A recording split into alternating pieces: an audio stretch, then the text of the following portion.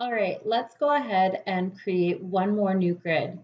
So again, I'll click the new grid blue button. And this time for select a grid community type, I'm going to select PLCs and public grids.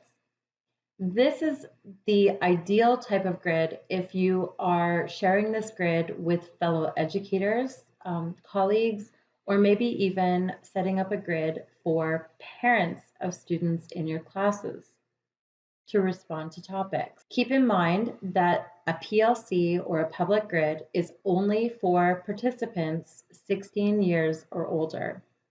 Let's select PLCs and public grids to get started.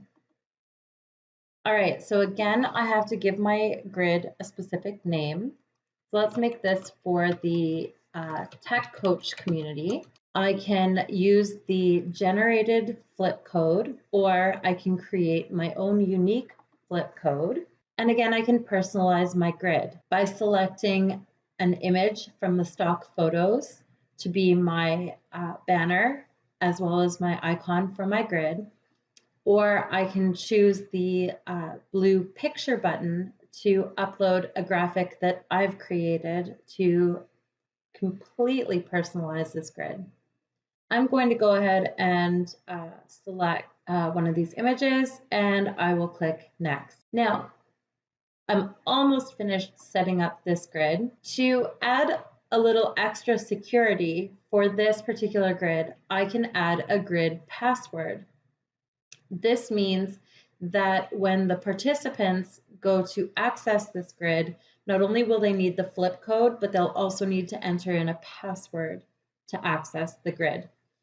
So let's just turn that on, and we're going to enter a password. Notice that it needs to be a minimum of 8 characters and contain 2 of the following: uppercase letters, lowercase letters, numbers, or symbols.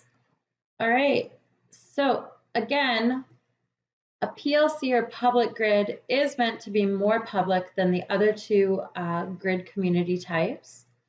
And so one of the things to keep in mind is that there is less security on this type of grid. So participants must be at least 16 years or older. In order to record a video on this grid, participants will have to verify their email address with a Microsoft or Google account. Again, in ECSD, Microsoft and Google accounts are the same. I'm going to simply click Launch My Grid.